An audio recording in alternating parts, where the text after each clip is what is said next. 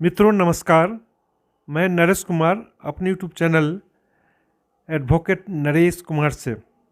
मित्रों, मुजफ्फरपुर जिला विधिक सेवा प्राधिकार के सचिव माननीय संदीप अग्निहोत्री एक रहनुमा बनकर एक बच्ची का मकान बैंक से नीलाम होने से बचाया।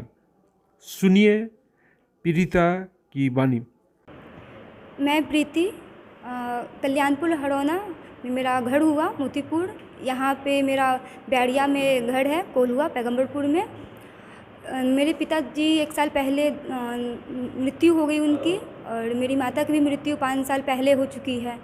मेरे पिता की मृत्यु के बाद मुझे मतलब लोन के बारे में पता चला। मेरे पिताजी हाउसिंग लोन और जो मुजफ्फरपुर का प्रॉपर्टी था उस पर हाउसिंग लोन और मोर्गेज करके और पर्सनल लोन ले रखे थे, और एडवर्टाइजिंग पेपर में आ रहा था।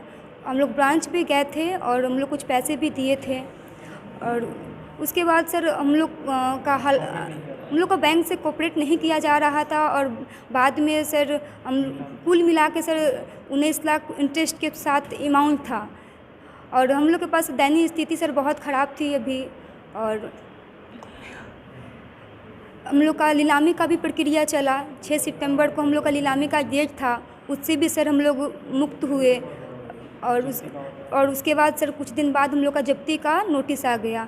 सर हम लोग डीएम ऑफिस में गए थे। डीएम ऑफिस में जाके उसको जब्ती को डीएम सर बहुत हेल्प किए, और वो जब्ती के नोटिस को रोक के हम लोग का डेट था 15 तारीख को। उसके बाद सर हम लोग अदालत में आए, और लोक अदालत में सर हम आज 12 तारीख को लोक अदालत लगा था, और हम 3 दिन से यहाँ पे आ रहे थे। DLSA ऑफिस में आ रहे थे। यहाँ पे सर सेक्रेटरी सर से हम बार बार मतलब रिक्वेस्ट कर रहे थे। वो बहुत अच्छे हैं, हमको मेरी बातों को वो बहुत अच्छे से समझे, और पर्सनली मिलके वो मेरा काम किए हैं। मैं उनकी बहुत बड़ी आभारी हूँ। और संदीप अग्निहोत्री उनका नाम हो, संदीप अग्निहोत्री सर उनका नाम है। DLSA मुजफ्फरपुर, यही है।